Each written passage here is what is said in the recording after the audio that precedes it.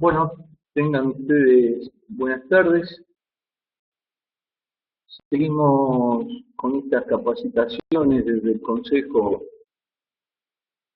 y Colegio Profesional de Ciencias Económicas, buscando por lo menos en este enero caluroso ir viendo algunas de las cosas que han salido sin que implique de ninguna manera agotar los temas. La charla pasada vimos un poquito los temas relacionados con personas físicas y sucesiones indivisas, donde, por recordar un poquito lo más importante, entiendo yo, era esta novedad de la cantidad de impuestos cedulares que se pusieron a continuación del artículo 90 y de los cuales hoy vamos a ver uno más, que es la distribución de dividendos o utilidades de sociedades del artículo 69. ¿Por qué vamos a ver ese tema hoy? Porque eso está íntimamente relacionado con las modificaciones a la tasa corporativa que ha sufrido el artículo 69 de la ley. Muy bien, repasamos algunos conceptos porque a los que han estado conectados los otros días, algunas cosas le van a surgir repetidas, pero este tema lo damos como por separado del anterior. De manera que entonces, para los que no estuvieron, les recordamos que ya tenemos la ley 27430, que es la que regula todas estas modificaciones al sistema impositivo.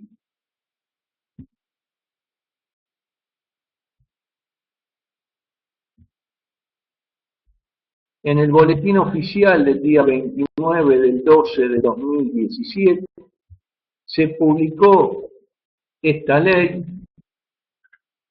y fue promulgada por el Poder Ejecutivo a través del decreto 1112 del 2017. Es muy importante que recordemos que esta ley 27430 modifica numerosos impuestos, entre ellos el impuesto a las ganancias. Pero es una ley única y por eso tenemos que ir hasta el artículo 317 para ver la entrada en vigencia de la ley, que nos dice que es a partir del día siguiente a su publicación en el boletín oficial. Recordemos, como acabamos de decir, que se publicó el 29 de diciembre. Y nos aclara ahí que surtirán efecto las normas de conformidad con lo previsto en cada uno de los títulos que la componen. Así, la ley de ganancia la tenemos en el título 1 y nos dice que causará efecto para los ejercicios fiscales o años fiscales que se inicien a partir del 1 de enero del 2018. Quiere decir que esto lo saco del 317 y del 86 del título 1 del impuesto a las ganancias. También les quiero recordar, había salido muy chiquito, pero que también salió la ley 27432. ¿Por qué lo traemos a cuento ahora esto en el impuesto a las ganancias? Bueno, porque ustedes saben que la ley de ganancia tiene una vigencia limitada que surge del artículo 105 de la ley, pero particularmente la ley 26545 lo prorrogó hasta el 31/12 del 2019. Una de las cosas que hace esta ley 27432 es prorrogar nuevamente el impuesto a las ganancias hasta el 31/12 del 2022. Es decir, no lo hace la 27432, lo hace la ley 27432 y por eso se lo traigo a colación. También la ley 27.432 es la que deroga el artículo 104 de la ley de ganancias, que es el que determina cómo se distribuye el producido del impuesto. Y entre otras cosas, estaba ese tope que tenía la provincia de Buenos Aires y que tantos problemas ha surgido y que es parte del pacto fiscal, por eso fue derogado. Ahí lo tienen, lo deroga el artículo 6 de la 27.432 al artículo 104 de la ley de ganancias. Volviendo a la ley 27.430, les hago algunos comentarios antes de empezar.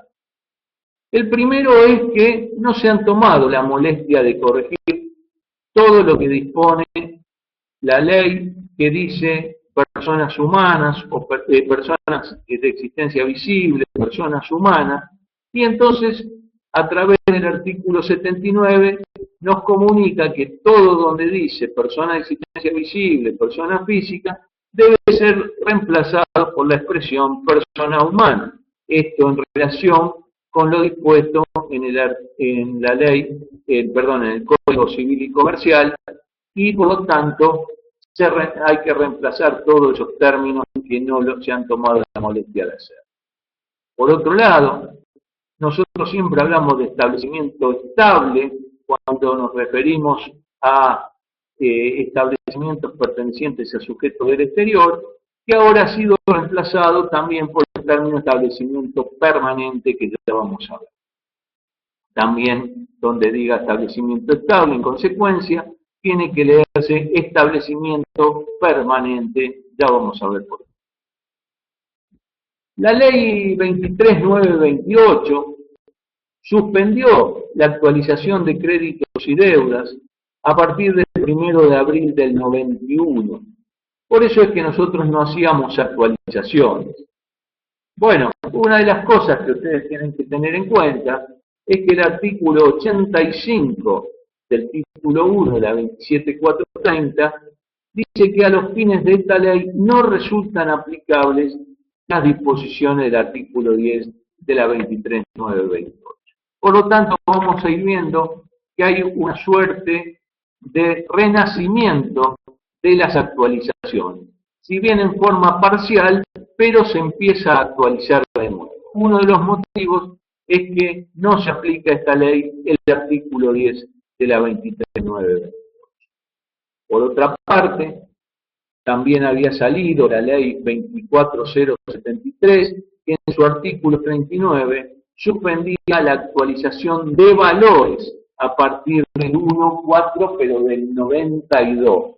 Es decir, teníamos de estas dos leyes, que una suspendía la actualización de créditos y deudas, la otra la actualización de valores, y si bien el nuevo artículo 89 de la ley de ganancias dice que se sigue aplicando este artículo 39 de la 24.073, después dice que sin perjuicio de esto, se van a empezar a actualizar las disposiciones del artículo 58 a 62, 67 que es venta y reemplazo, 75 minas, canteras, etcétera, 83 y 84 son las actualizaciones, y dos de los artículos de enajenación de títulos valores y enajenación de inmuebles, dos de esos impuestos cedulares incorporados en los artículos 4 y 5 a continuación del nombre.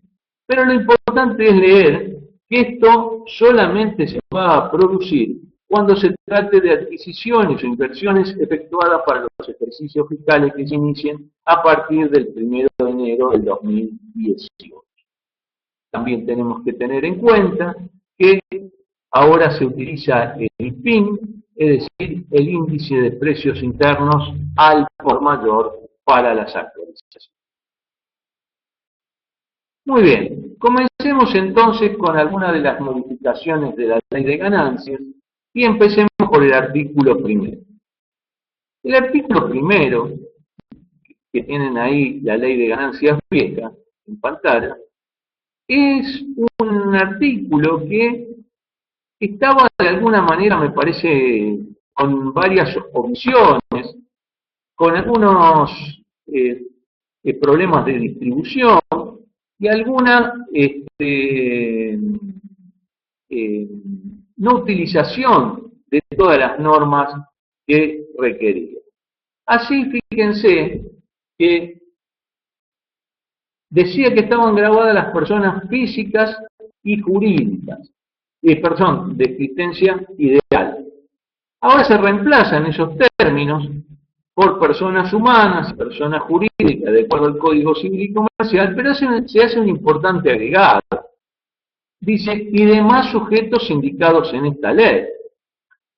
Recuerden ustedes que, aparte de las personas humanas y jurídicas, también están alcanzadas por el impuesto los fondos comunes de inversión y los fideicomisos, que son simplemente contratos. De ninguna manera son personas ni humanas ni jurídicas. Por eso está bien que se haya hecho esta incorporación. Por otro lado, se pasa como segundo párrafo a este artículo a las sucesiones indivisas. ¿Para qué?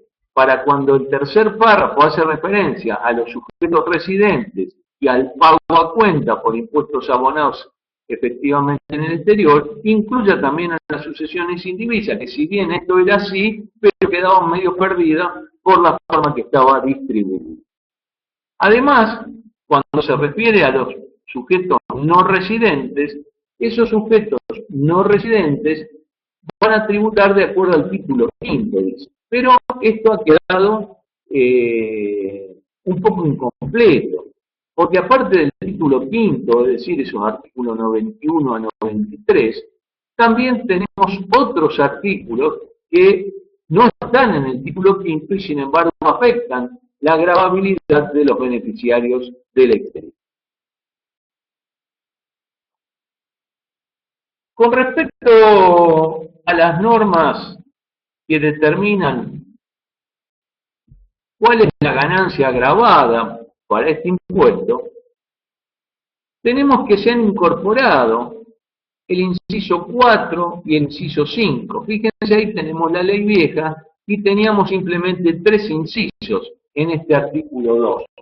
Lo cierto es que ahora tenemos 5, pero que no afectan a la tercera categoría, que es lo que nos ocupa hoy, y por eso lo vimos en la charla pasada.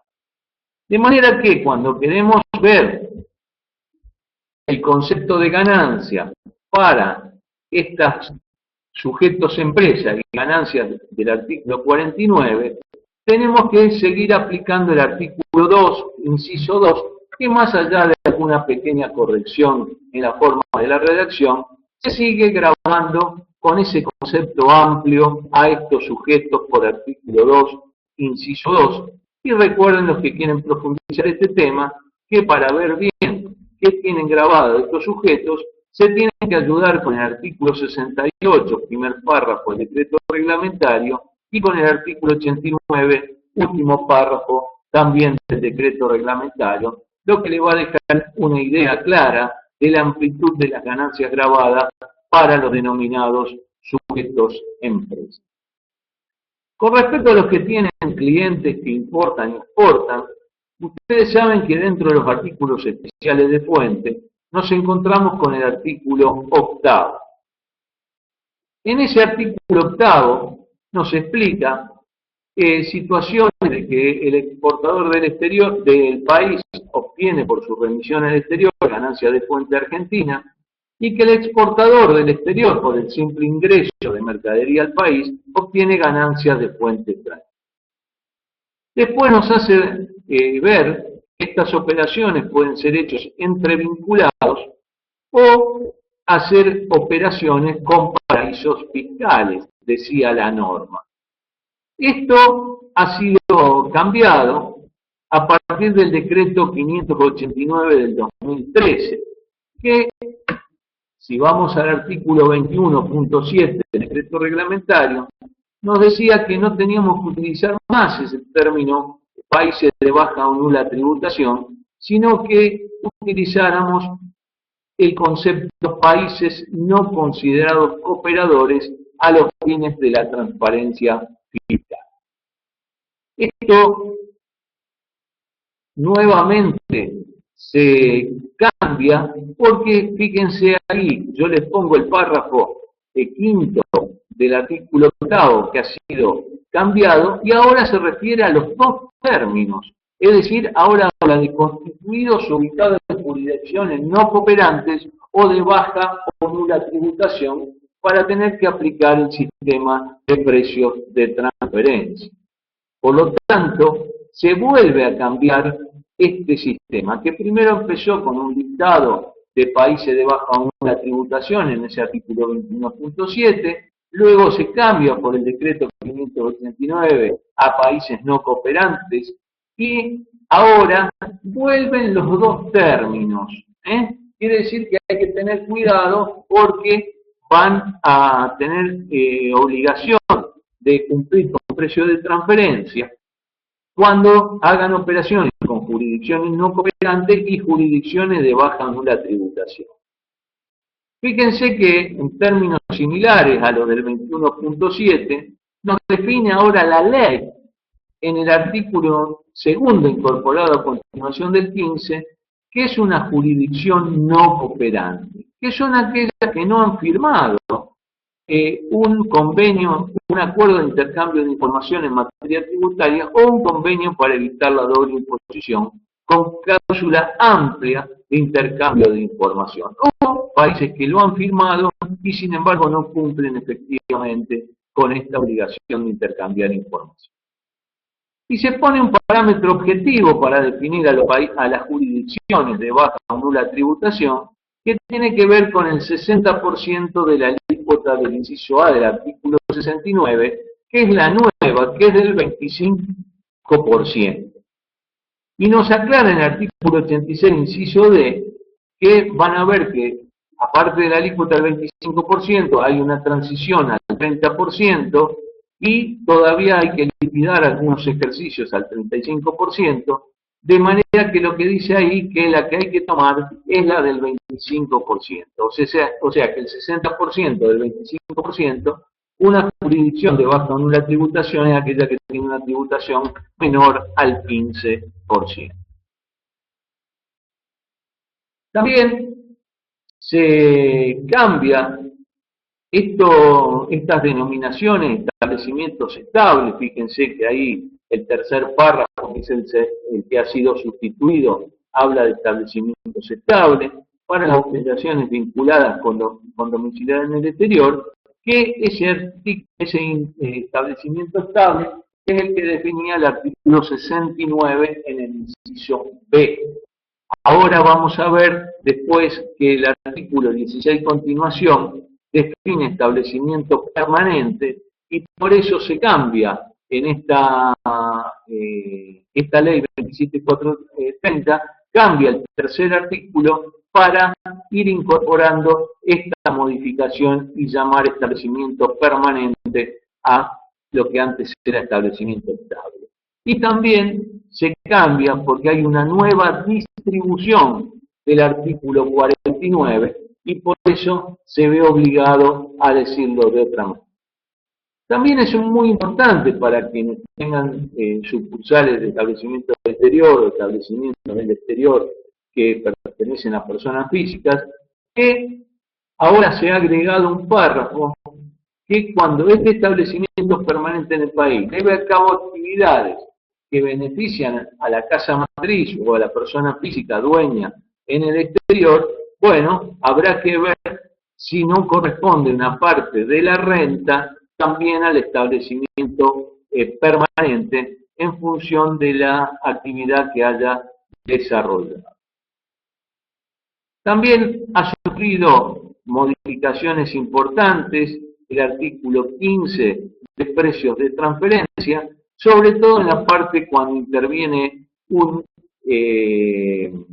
intermediario internacional, pero no en los métodos de utilización de precio de transferencia, que más allá que sigue la posibilidad de que el decreto reglamentario ponga alguno más que no lo hizo en su oportunidad, siguen siendo el precio comparable entre partes independientes, el precio de reventa entre partes independientes, el de costo más beneficio, división de ganancia y margen neto de las transacciones, los que usan, de los cuales hay que utilizar el método más apropiado. También lo que era el denominado sexto método, ese que obligaba a tomar el precio de embarque del día de carga, ha sido disminuido esto porque ahora se utiliza solo para cuando no se comunique cómo fue la operación con la intervención de los intermediarios internacionales. Quiere decir que la utilización de ese sexto método queda un poco más reducida. También sufre alguna modificación el criterio de vinculación que establecía el artículo incorporado a continuación del artículo 15 y que más que nada se refería a vinculación con sujetos del exterior. En el nuevo artículo 15 ya no se nombra que esta vinculación sea solo para operaciones con el exterior, sino que esta vinculación se puede dar entre empresas del país y mantiene esos mismos criterios de que estén sujetos de manera directa o indirecta a la dirección o control de las mismas personas humanas jurídicas, o que éstas, por su participación en el capital, su grado de creencia, sus influencias funcionales, puedan determinar orientar o definir las actividades del año. Con respecto al año fiscal y la forma de imputación, seguimos con el método de devengado, la opción del devengado exigible, y vamos a ver cuando veamos la distribución de dividendos que esta distribución de dividendos, que antes decía que solamente se producía cuando hayan sido puestos a disposición, vamos a ver ahora que habrá de puesta a disposición o percibido, lo que sea anterior. Y el último párrafo del artículo 18 es el que establece cómo deduce un gasto una empresa vinculada o operando con un paraíso fiscal o jurisdicción no cooperante, cómo deduce un gasto cuando éste produce una ganancia de fuente extranjera para la persona con la que se encuentra vinculada o que se encuentra en el paraíso fiscal o de país no cooperante, que lo que altera de alguna manera es la deducción por lo devengado, porque dice que tiene que estar pagado, es decir, lo que busca es una suerte de simetría entre la deducción que hace la empresa local y el pago por parte de la empresa del exterior del 35% en carácter de retención de pago único y definitivo. El artículo 19 de compensación de quebrantos ha sido corregido un poco, tanto para las personas físicas como para las personas, los sujetos empresas. Yo acá corté y dejé la parte de la tercera categoría, y entonces el artículo 19, que tiene los quebrantos específicos y los quebrantos generales, bueno, ahora se ordena un poco, está menos mezclado, y nos dice que los sujetos del artículo 49, inciso A, B, C, D, E, y último párrafo del artículo 49. Acuérdense que antes decíamos A, B, C y último párrafo. Ya vamos a ver por qué son estas incorporaciones al artículo 49.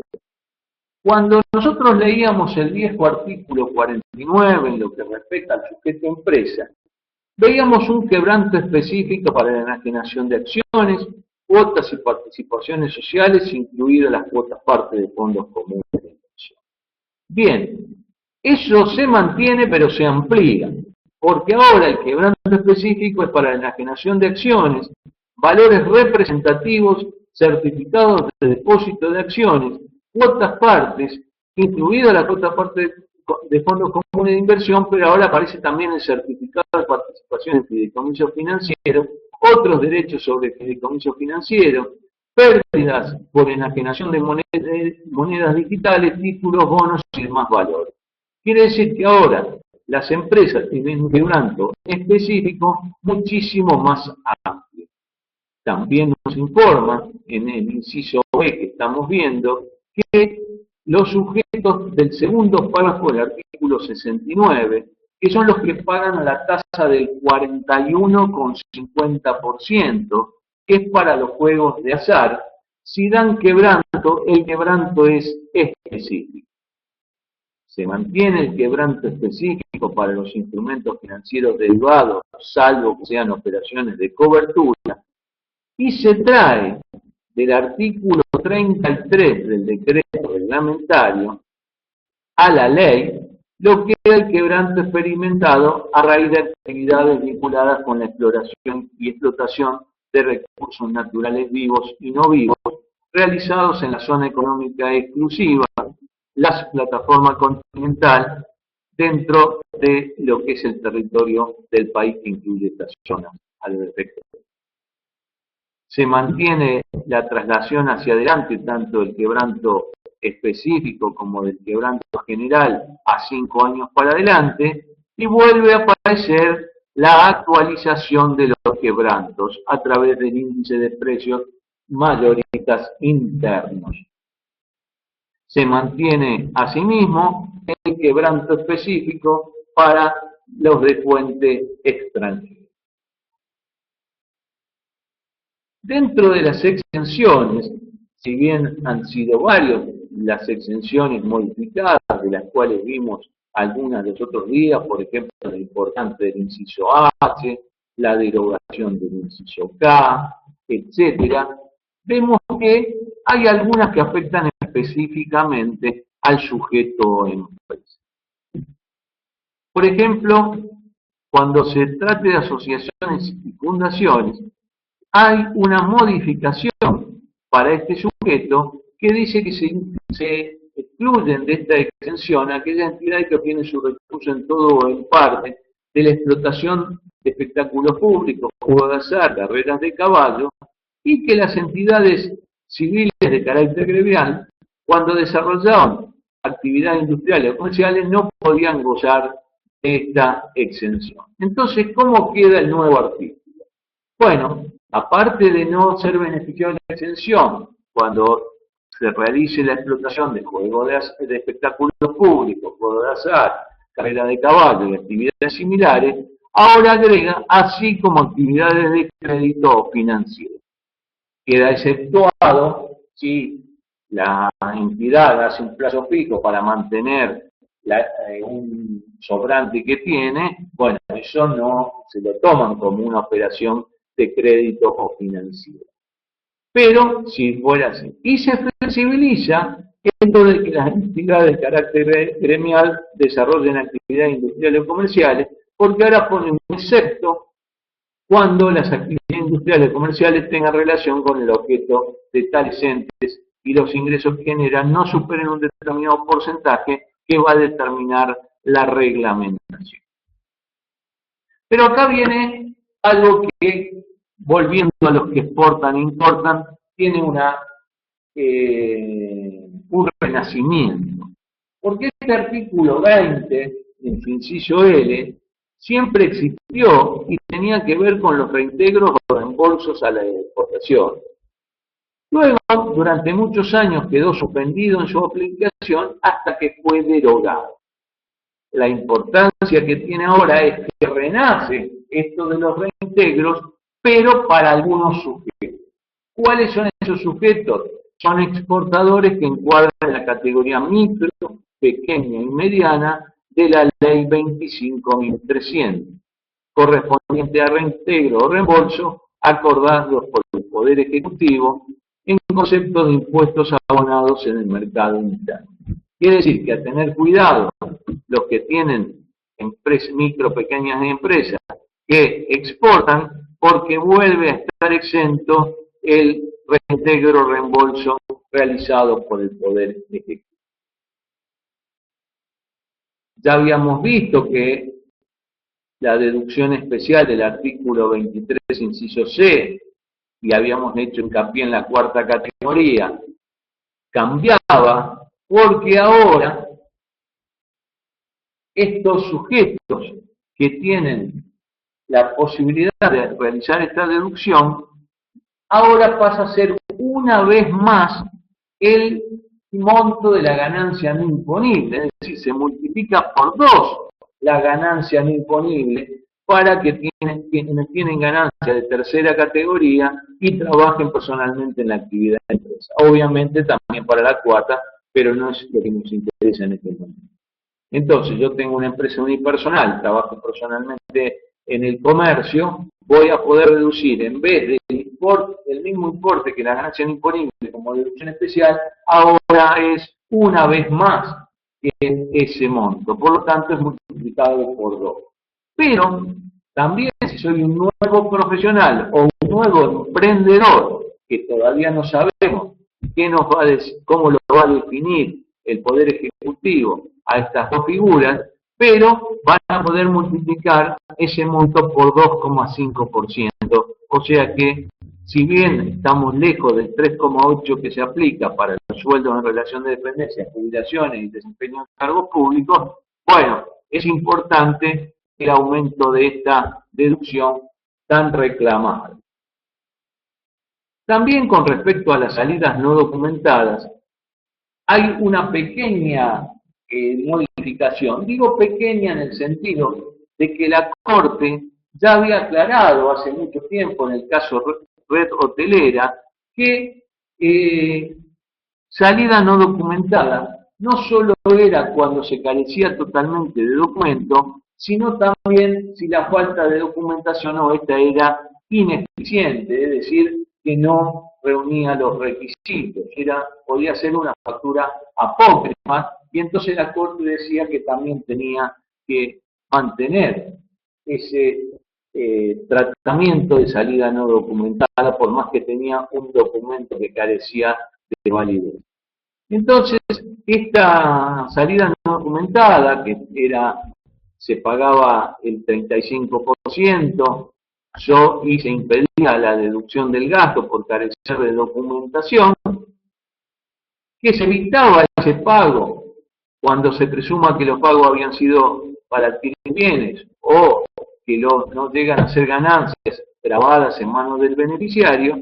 Bueno, ahora lo que dice la nueva norma es que cuando una erogación carezca de documentación o este encuadre como apócrifa, entonces, de alguna manera, lo que había dicho la Corte se traslada al artículo 37 de la ley. De manera que ahora la salida no documentada por la propia ley es aquella que no carece de documentación y es aquella que tiene una factura que no carece de validez. También no se admitirá la deducción en el balance impositivo y se cobrará un impuesto del 35%, es decir, se mantiene todo esto, pero ahora agrega que este impuesto corresponde al beneficiario desconocido u oculto, otra cosa que también sostenía la doctrina, que ese impuesto no correspondía al contribuyente, sino era a aquel que le había permitido no facturar por no pedírsela y por lo tanto era desconocido u oculto.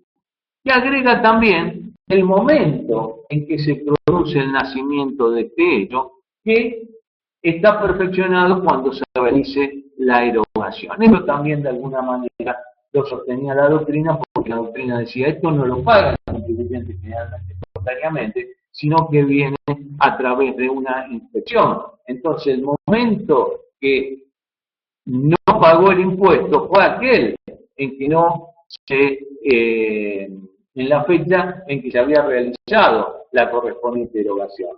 Recordemos que salida no documentada tiene que estar pagada, porque es justamente la erogación lo que caracteriza a esta figura. Muy bien. El artículo 33 de esta modificación al sistema tributario, ahora titula en el capítulo 3 la ganancia de la tercera categoría y beneficios empresariales. ¿Cómo queda redactado el nuevo artículo 49.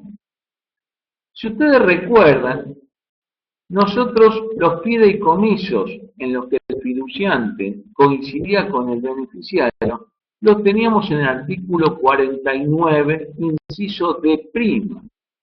Por lo tanto, no practicaban ajuste por inflación o no los agarraba lo que había quedado vigente de algunas normas de evaluación o el impedimento de determinadas deducciones, sino que esa deducción del artículo, el ajuste por inflación, solo lo practicaban el inciso A, B, C del artículo 49.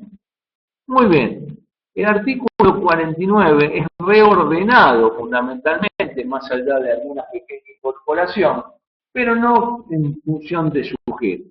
Vamos a ir explicando. Fíjense que ahora sigue quedando como inciso A las ganancias obtenidas por los responsables del artículo 69. Eso no se modificó, sigue estando. Pero el inciso B, ¿qué incluía el inciso B? El inciso B del artículo 49 nos decía que estaban incluidas todas las que deriven de cualquier otra clase de sociedades constituidas en el país y empresas o explotaciones unipersonales. Fíjense que ahora se separan estas sociedades de las empresas o explotaciones unipersonales y las demás sociedades, que no son las que están en el artículo 49, quedan como inciso B, y las derivadas de la empresa de explotación unipersonales, fíjense que ha sido llevado al inciso D. Mientras que lo que era el inciso D', es decir, el de las derivadas de fideicomisos constituidas en el país en los que el fiduciante posea la calidad de beneficiario, ellos estaban en el D' y han pasado al inciso C. Por otra parte, ha pasado al inciso E, el comisionista rematador consignatario de modo auxiliario no incluido expresamente en la cuarta categoría, y lo que era el inciso D pasó a inciso F.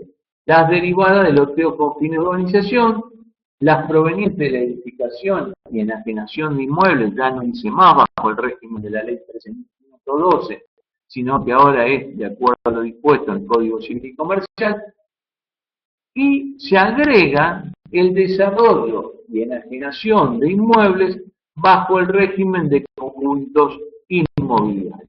Es decir, que como ven ustedes, queda redactado de una manera distinta, sin que haya muchas inclusiones nuevas, pero sí efectos importantes.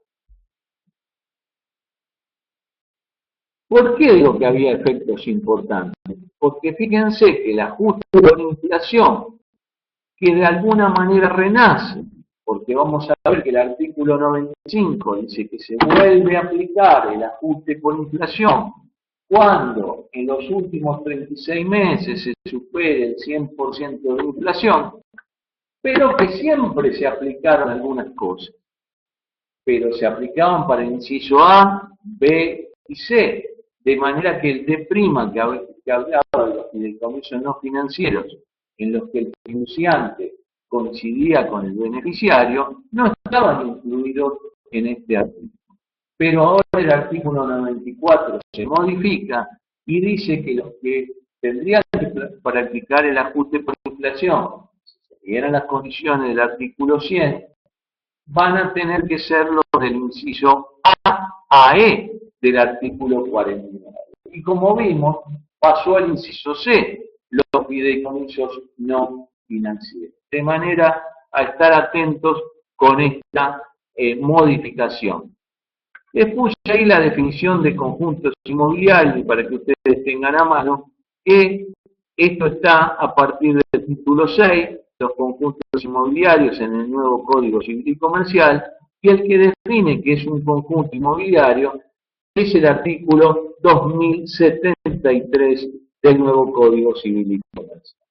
Así entonces nos dice que son conjuntos inmobiliarios, los clubes de campo, barrios cerrados o privados, parques industriales, empresariales o náuticos, o cualquier otro emprendimiento urbanístico, independientemente del destino de vivienda permanente o temporario, laboral, comercial o empresarial que tenga, comprendidos asimismo aquellos que contemplan usos mixtos con arreglo en los impuestos en las normas administrativas locales.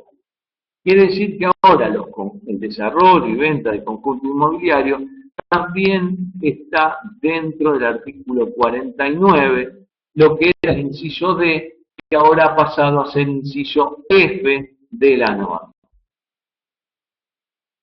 Ahora, ¿qué pasa con el artículo 50?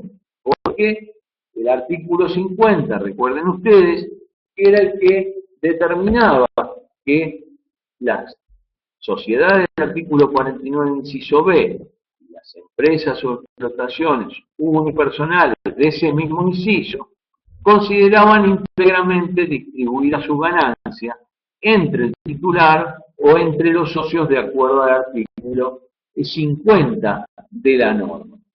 Y daba un tratamiento al quebranto específico de enajenación de acciones, cuotas y participaciones sociales, a ese quebranto específico para los sujetos empresas, que no tenían que distribuir.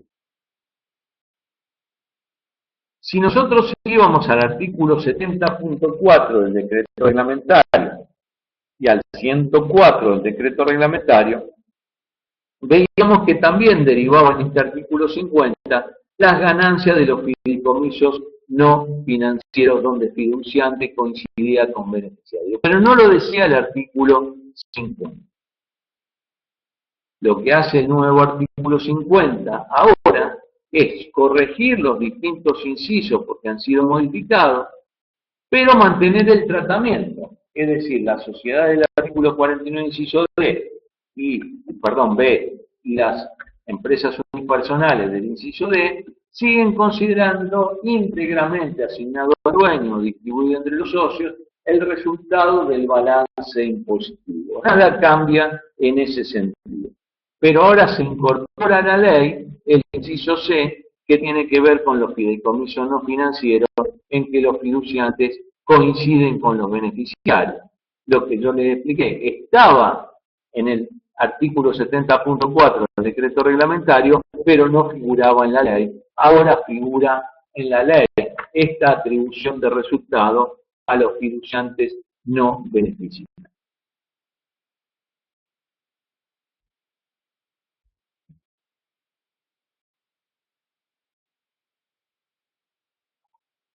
El artículo 64 siempre es muy importante, porque recuerden que este artículo 54 es el que dice que no deben ser computables por sus beneficiarios las distribuciones de dividendos de utilidades distribuidas por los sujetos del artículo 69, cuando quien lo recibe es un sujeto empresa. Bueno, si bien ahora en un momento vamos a ver que la distribución de utilidades y los dividendos pasan a estar alcanzados, no se ha modificado esto para el denominado sujeto empresa. Lo único que hace la modificación del artículo 64 es agregar un inciso 8 al artículo 69, que ahora vamos a explicar de qué se trata, porque es muy importante.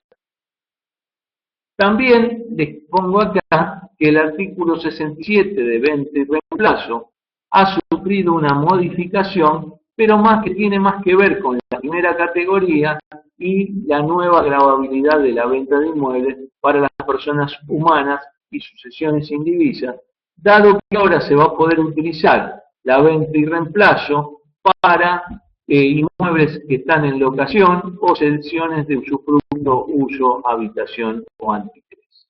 De manera que estén atentos a ver cómo se reglamenta. El artículo 69 es el artículo donde tenemos declarada cuál es la renta, cuál es la tasa que paga la renta corporativa. Ustedes saben que durante muchos años, hasta particularmente el 23 de septiembre del 2013, quien recibía una renta distribuida por un sujeto del artículo 69 no tenía que pagar nada. ¿Por qué? Porque el Estado se consideraba satisfecho con esa tasa del 25% que le cobraba a la empresa. Por lo tanto, quien recibía un dividendo hasta el 23 de septiembre del 2013, vuelvo a reiterar, no tenía que pagar por artículo 46 si era persona física, por empresa artículo 64 y como sujeto beneficiario del exterior por la exclusión prevista en el primer párrafo del artículo 91 de la ley. Es decir, nadie pagaba, el Estado con el 35% en aquel momento tasa máxima del impuesto se consideraba satisfecho y quienes eran titulares de esas acciones o participaciones no tenía que pagar absolutamente nada.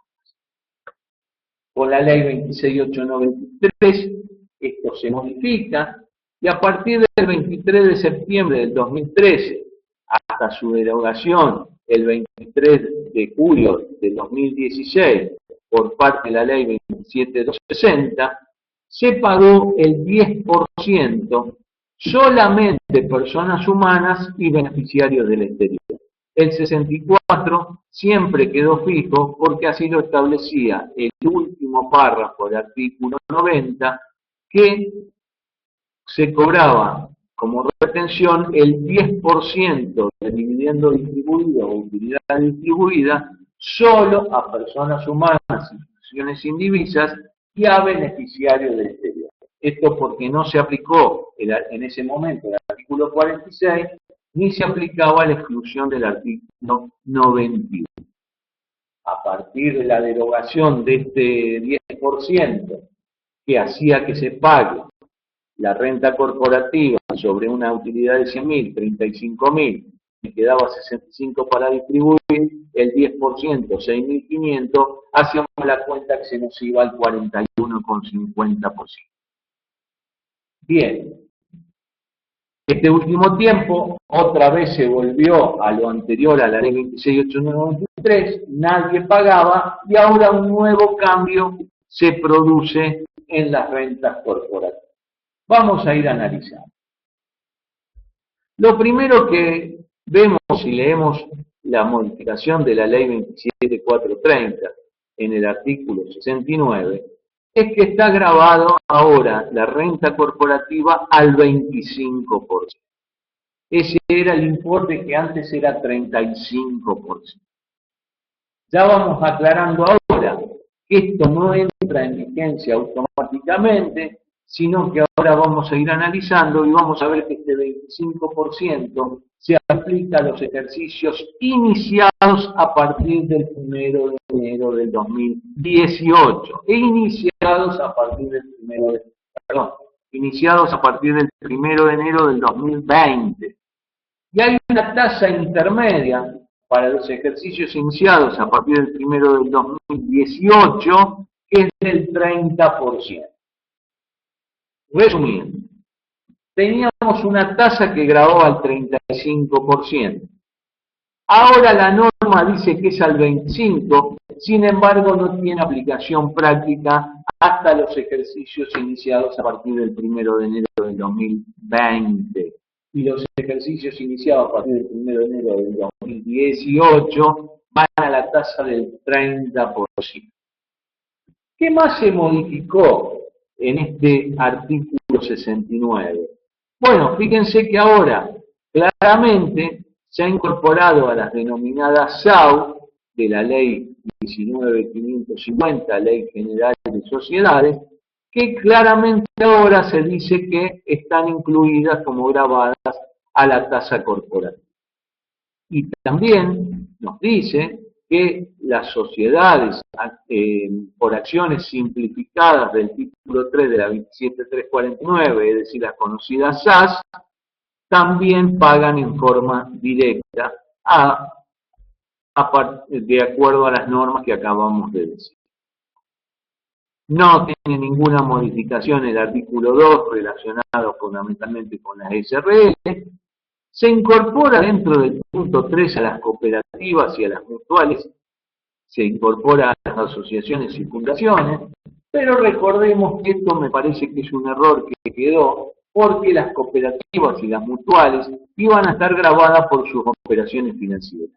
Esto al final no se puso en marcha. Si se ponía en marcha, al incorporarlas acá, iban a pagar como corporativo por esa ganancia de operaciones financieras. Pero esto no ocurrió porque el inciso D y el inciso G al final no fueron modificados, ni una serie de artículos que quedaban a continuación del artículo 20 fueron incorporados, sino que todos fueron sacados. De manera que el tratamiento de las cooperativas y de las mutuales queda exactamente igual al que tenía, más allá de esta incorporación como punto 3 dentro del pollo. Pero como termina diciendo, en cuanto no corresponde a otro tratamiento impositivo, bueno, al estar exentas, no estarán grabadas a la tasa corporativa.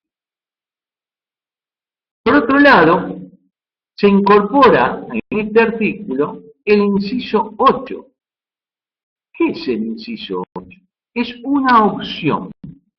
¿Y quién puede ejercer esta opción?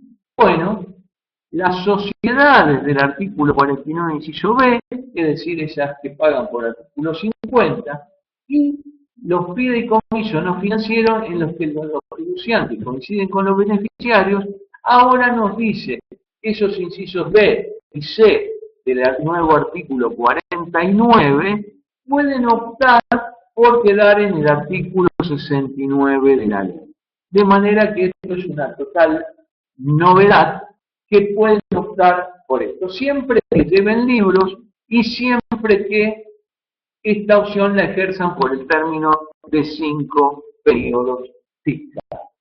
De manera que, atentos con esta modificación, que obviamente los que hagan esta opción no pagarán vía el artículo 50, sino que lo harán en forma directa y cuando distribuyen utilidades ya veremos qué pasa en un minuto.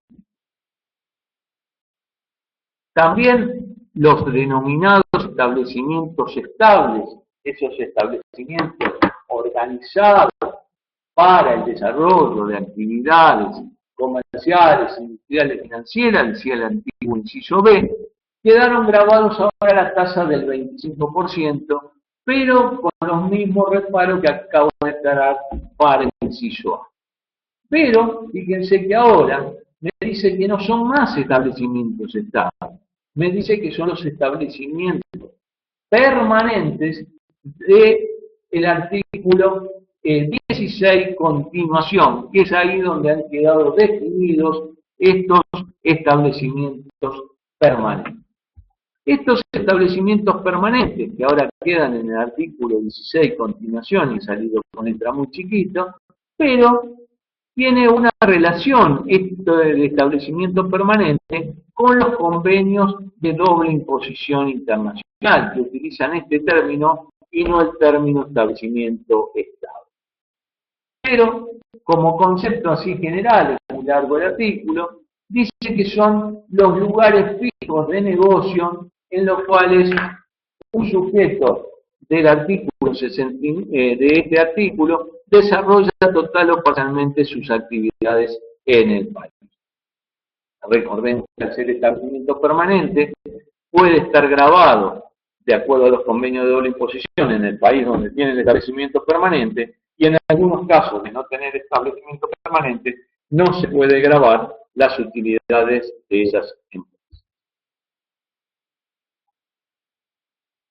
Es importante que para terminar de entender cómo es esto de la tasa del 25%, leer el artículo 118 de la ley de ganancias y también ahora vamos a ver el último artículo de esta ley 27430, que es el artículo 86 en su inciso D.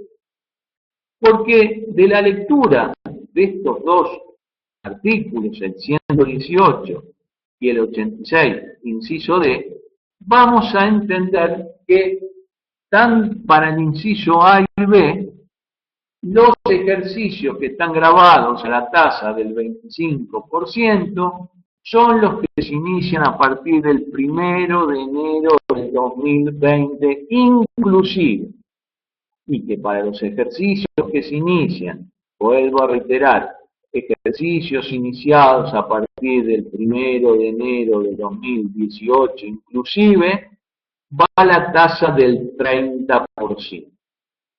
Y vamos a ver ahora que estas distintas tasas del corporativo, es decir, la del 35, la del 30 y la del 25, tienen que ver también con la tasa que se aplica en la distribución de utilidad.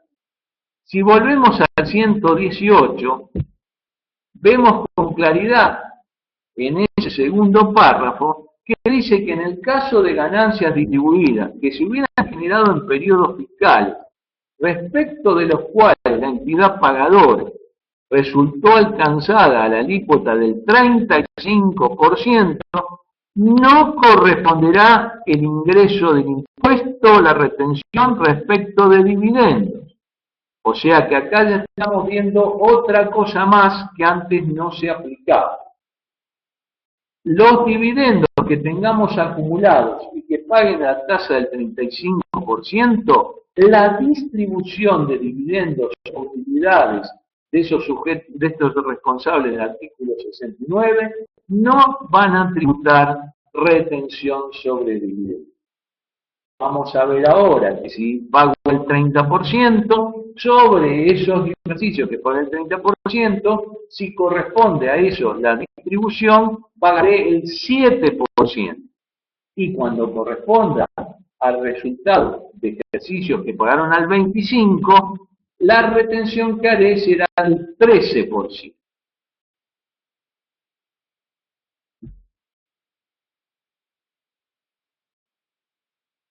Vamos a ver este pequeño cuadrito, a ver si entendemos. Repasemos un poco qué pasó cuando se grabó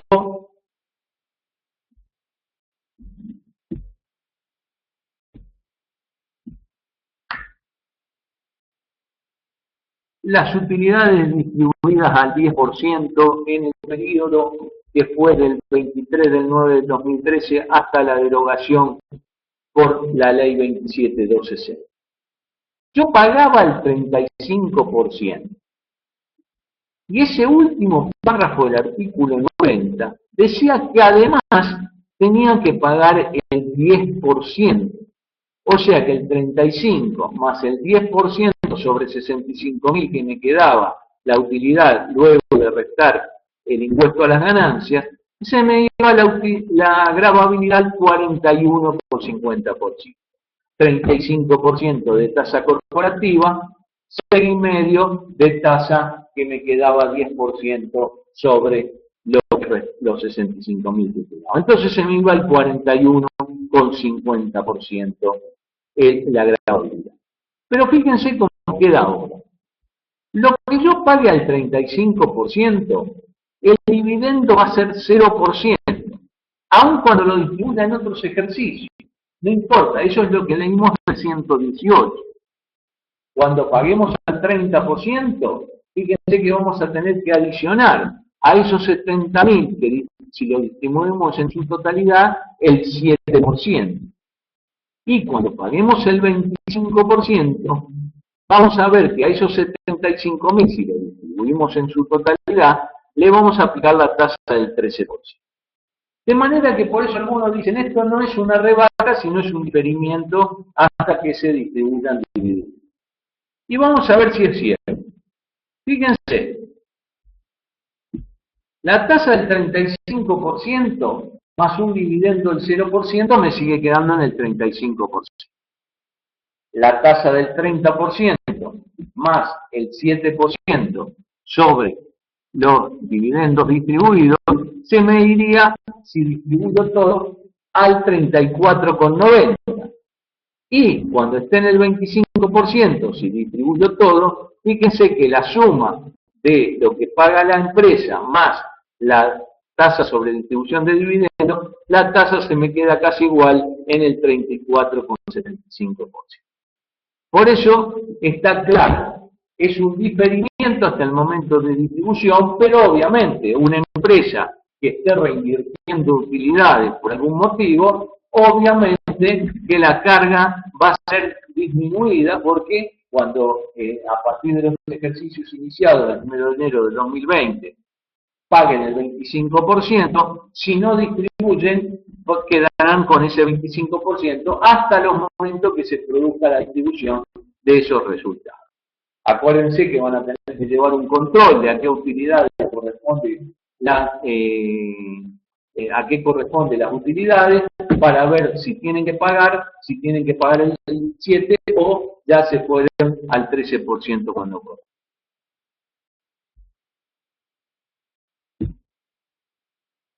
Entonces, vamos a analizar un poquito cómo queda la segunda categoría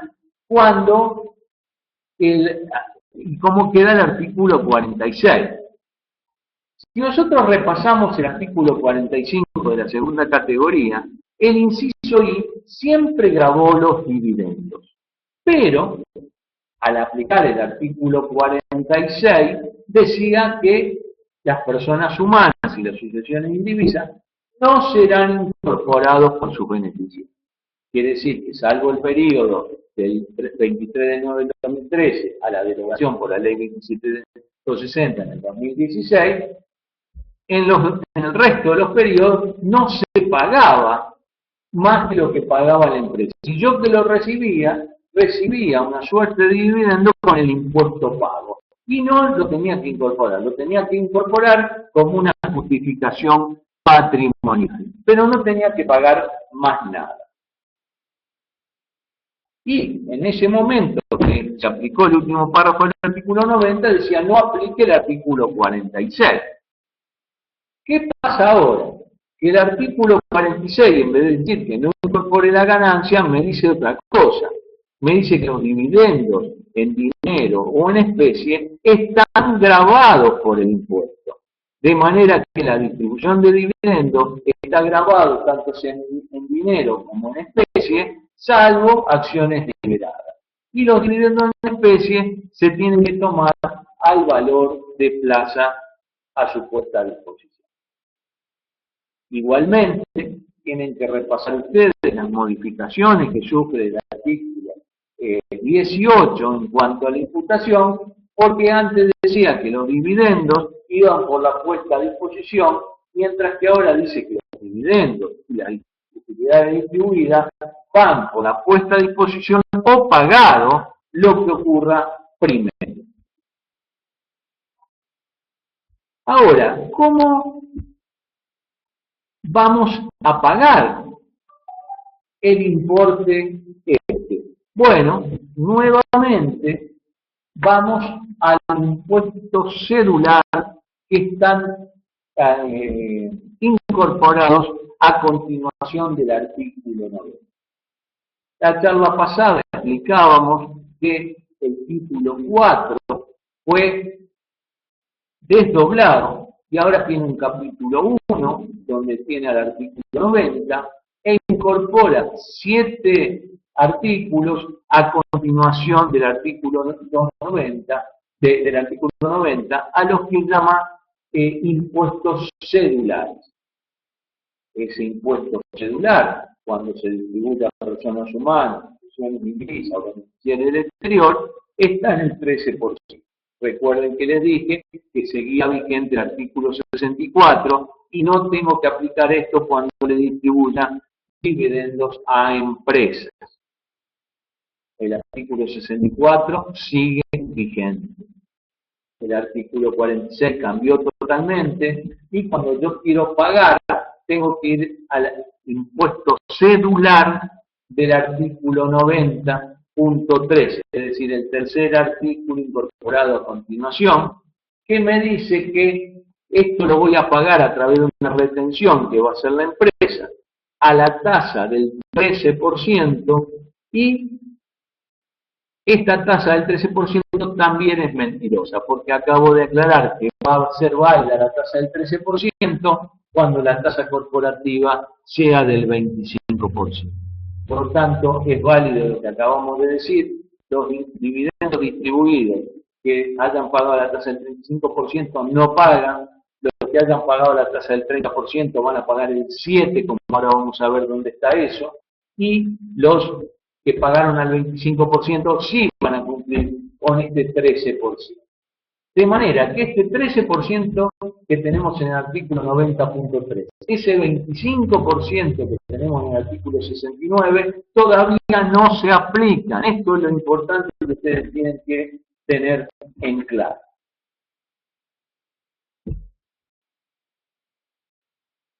Entonces, si ustedes van al artículo 86, en el inciso E, ahí les va a decir que el 13% se aplica para los ejercicios o años fiscales iniciados a partir del 1 de enero del 2020 recién. Lo mismo que la tasa corporativa del 25%. Y, caso contrario, se aplicará el 7%, pero solamente cuando baje la tasa corporativa. Fíjense que también es muy importante analizar este artículo a continuación del artículo 46. ¿Por qué? Porque fíjense que el legislador se dio cuenta que cuando estuvo la ley 26.893 y ese 10%, las empresas lo que hacían retiros en cuentas particulares y no pagaban el impuesto. Entonces ahora nace el dividendo ficto y da una serie de situaciones del artículo 46 donde se va a tener que pagar el impuesto correspondiente a al dividendo que está siendo distribuido encubiertamente. O sea, está cubriendo la falta de formalidad de una aprobación del dividendo o de una aprobación del retiro de las empresas por un dividendo fijo. Entonces, ahora no vamos a poder hacer lo que se hizo la otra vez y decir, en la SRL se lo dejo en la cuenta particular, total tampoco pago disposición de fondos a favor de terceros.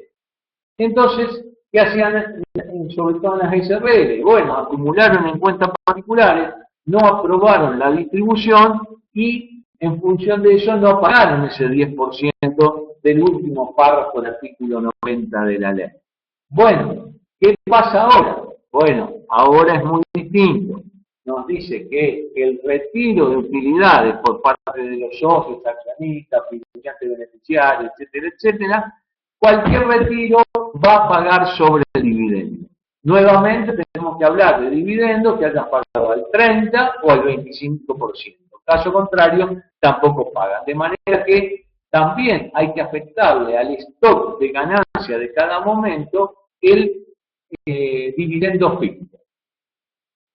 Da varias alternativas, pero la más importante es la del retiro, o si se hacen figurar honorarios u otras situaciones sobre actividades que no se puedan demostrar, si se le presta bienes de la empresa a estos sujetos, en todos esos casos ahora nace el dividendo fijo, de manera que van a tener que tener mucho cuidado ir viendo este artículo 46 continuación para ver su utilización.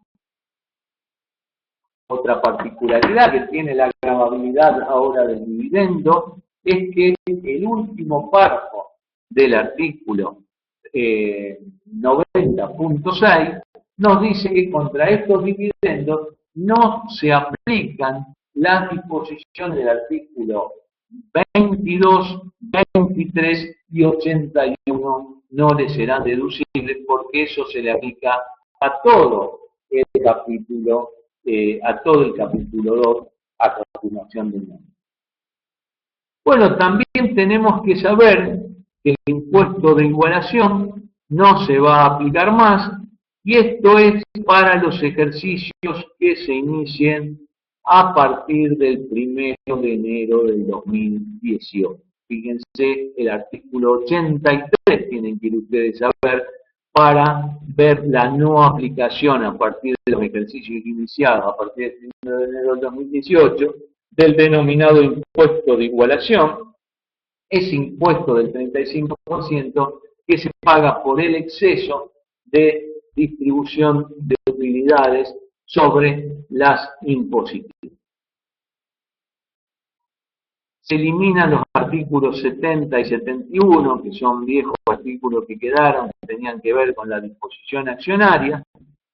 Y también les quería decir que hay una importante modificación en el artículo 73, el de la disposición de fondos a favor de terceros. Porque toda disposición de fondos a favor de terceros, decíamos antes, del 49 inciso A, pagábamos una tasa del Banco Nación o una tasa del 8% cuando estaba actualizado por índice de precios al bono. Y la particularidad que tenía el artículo 73 es que no se aplicaba a las disposiciones, por ejemplo, de la SRL. Esto se modifica, desaparece la mención de las SRL, no sabemos si vía decreto reglamentario habrá algo, y ahora dice que toda disposición de fondos viene a favor del tercero, que el decreto reglamentario dicen que se trata de disposiciones de fondos o bienes a favor del tercero en calidad de préstamo, presume que si la disposición de fondos es justamente es de moneda, de acuerdo al tipo de moneda parece que van a aplicar el interés. Y respecto de la disposición de bienes, se calculará 8% si se trata de inmuebles, 20% si se trata de valor de bienes. Así que cuidado con estas pequeñas modificaciones que ha sufrido también el artículo 73, ese denominado disposición de fondos o bienes a favor de tercero, por sujetos del artículo 49, inciso. Bueno, para ir terminando, les recuerdo que las minas, carreteras, bosques naturales del artículo 75, ahora incorporan como parte de su valor impositivo, antes decía que los gastos incurridos para obtener la concesión se incorporaban también, y ahora lo que hace que cuando haya requerimientos técnicos o ambientales, también se va a producir esta incorporación al valor impositivo de este tipo de bienes. Bueno, para ir terminando, les quiero decir que también ha sufrido una modificación el artículo 82, el inciso F, que en función del fallo experimentario, ahora se incorpora a la deducción de las amortizaciones por desgaste o agotamiento el factor obsolescencia a tener en cuenta. Esto ya la Corte lo había dicho en el fallo experimentario y en función de eso, ahora dice el artículo 32, inciso F, que se pueden deducir el factor obsolescencia, el desgaste y agotamiento de los bienes que producen amortización. Bueno, les agradezco a ustedes la atención, seguiremos con alguna de estas charlas y el jueves tendremos la charla presencial de 9 a 3.